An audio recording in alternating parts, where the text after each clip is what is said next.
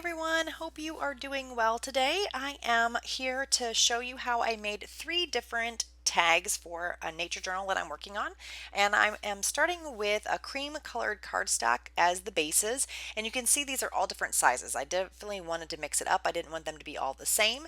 And I wanted to play with some of this new tissue paper that I got from Tim Holtz that has these flowers on them. I thought it was super pretty, and so I'm going to glue the tissue paper down onto the tags just using a glue stick, and that's what I'm going to do for the bases of all of these tags first. And then you're going to see how I'm going to add other texture and dimension here in a little bit. So just kind of making sure everything's going to fit. You can see I auditioned the tissue paper on the taller tag, and the taller tag was a little bit too big for the tissue paper, so instead of putting it down as a sheet like I did there, I will end up doing more of a collaging image. Here is another roll of tissue paper that has birds and music on them, and I am using that for this particular tag. And sometimes it's just easier to put the tag down on top of the tissue rather than the tissue on the tag. Just kind of depends. You just need to make sure you're getting your image where you want it. So here I'm going to fussy tear around these roses and then glue them down, and then I'll also take some of the music tissue paper with the birds and add that as well.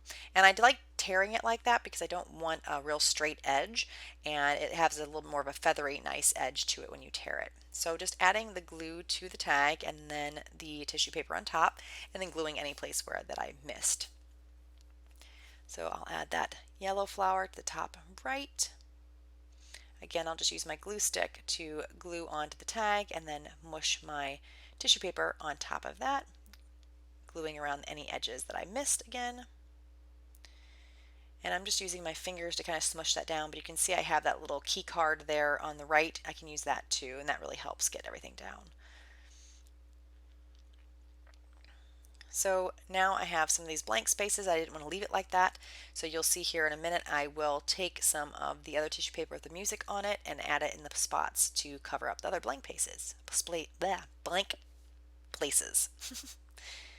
I didn't want the little bird there showing, so you can see I'm just pulling off the pieces that have the writing on it.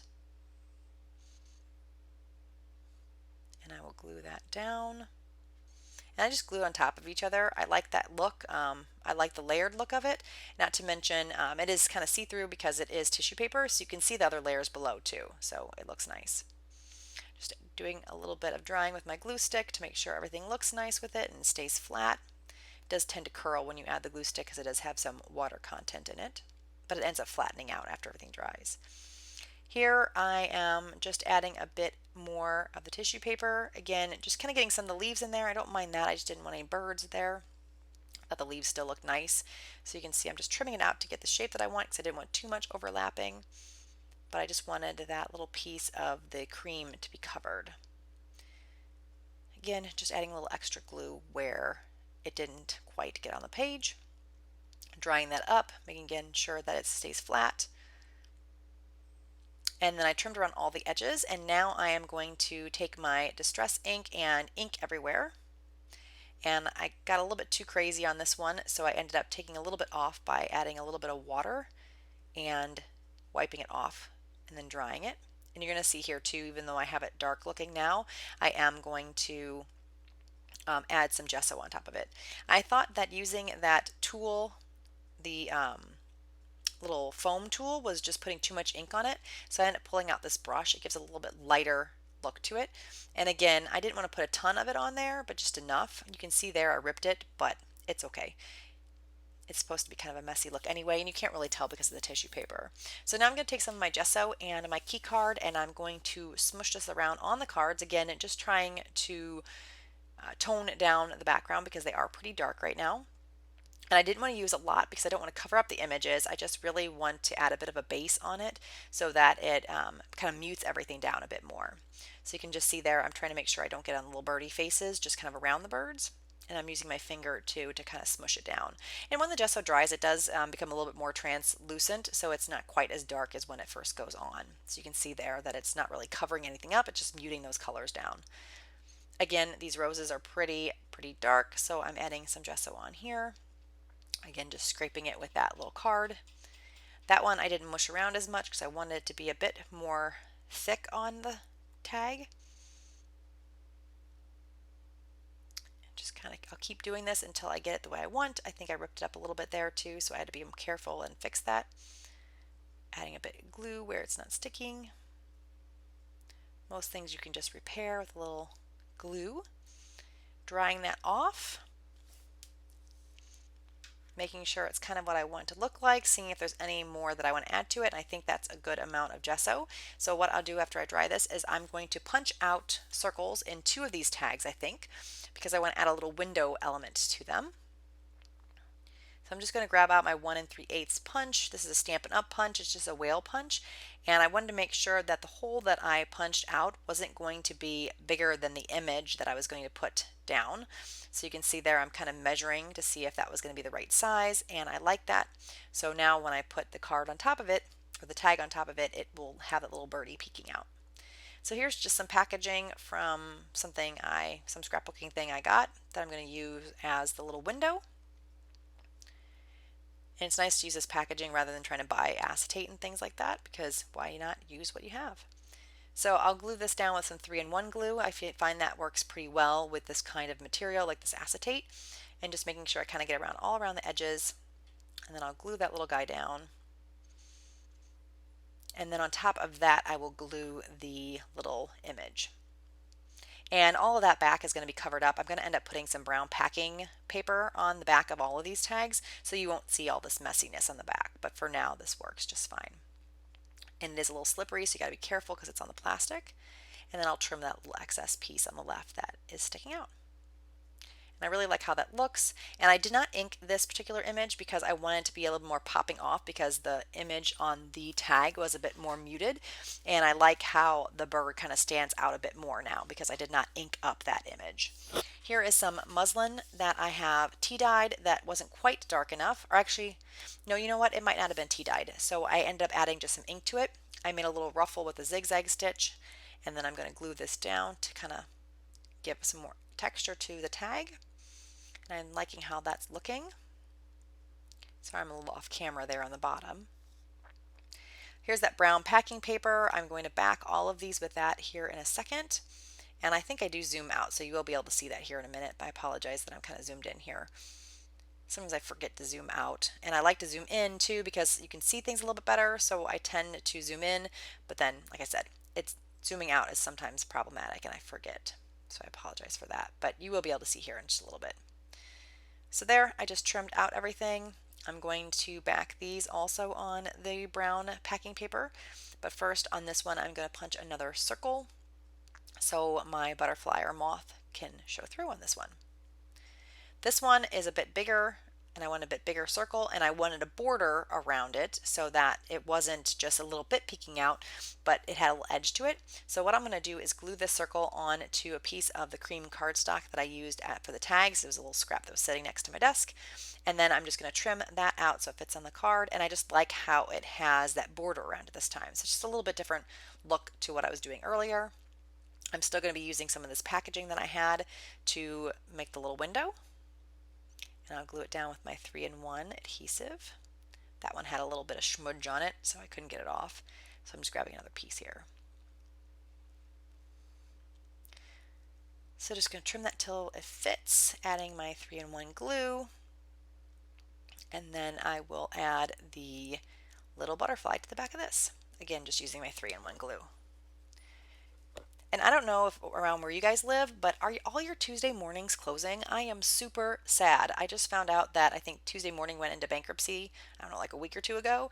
And 2 of my favorite Tuesday Morning stores that had a crazy ton of scrapbooking supplies are closing. And I am super sad. Super, super sad. And I don't know, I haven't looked around to see if all the Tuesday mornings in my area are closing, but I heard they're closing quite a few stores. From the news article I read, it wasn't all the stores, but there was a lot. And I don't know, that's where I like to get my scrapbooking stuff because it's very inexpensive and they have some really cute stuff. So I'm so sad. Maybe that means I just have to use stuff in my stash. Maybe that's a good idea anyway. So here I just took some cheesecloth, some little twine that I got in a little Happy Meal package, and I just did some really super messy zigzag stitching on it. And I really like how this looks. I love the real nice texture that the stitching and everything gives to the card. So I'm going to just glue that down to the right hand side of this tag.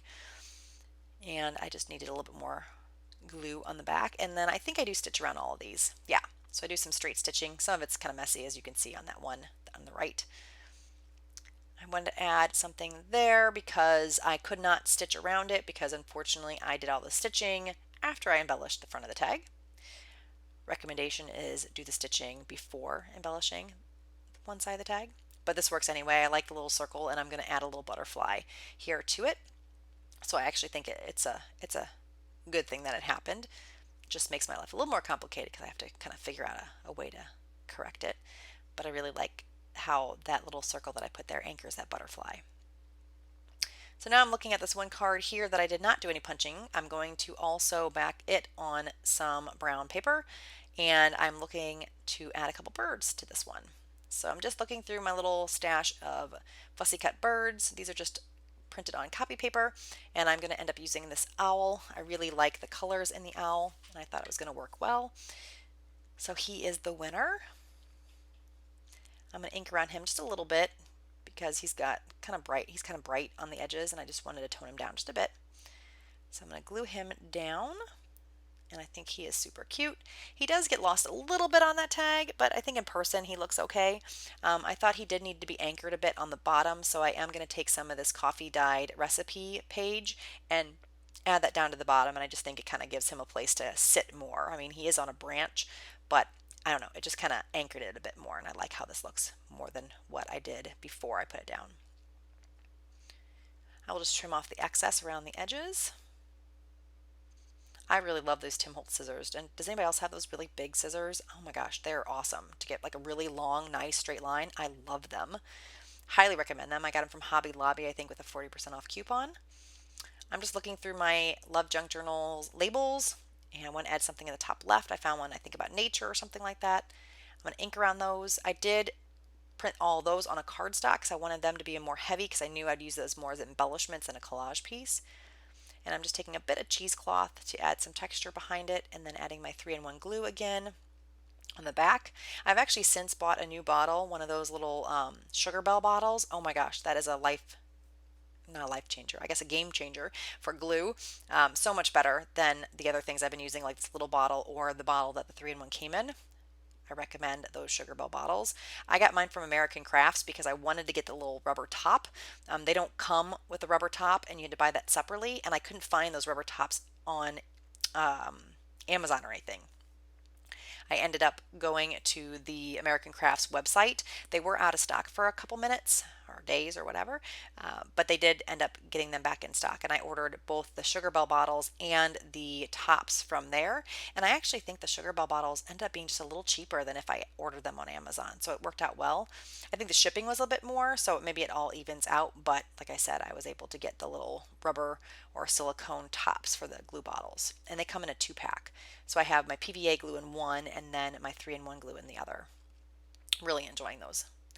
So now I added some hole reinforcers. Those are just paper reinforcers I think I got from the dollar store that I inked up, and I used a little bit of extra glue on them. I did fussy cut some butterflies, and I'm just going to sprinkle them around the backs of these tags. I did want to keep the tags pretty plain because I wanted whoever uses this album to be able to write on the back of the tags, so I don't do too much embellishing. And I thought that little piece that I'm playing with right now was perfect. It literally fit right within the stitching like it was meant to be. And I didn't even try. I just had to snip off a little corner of it. So of course that's going to go there because it's perfect. And then I'll just add the butterflies to it. Again, these are just printed on copy paper, so I use a glue stick and that works perfect.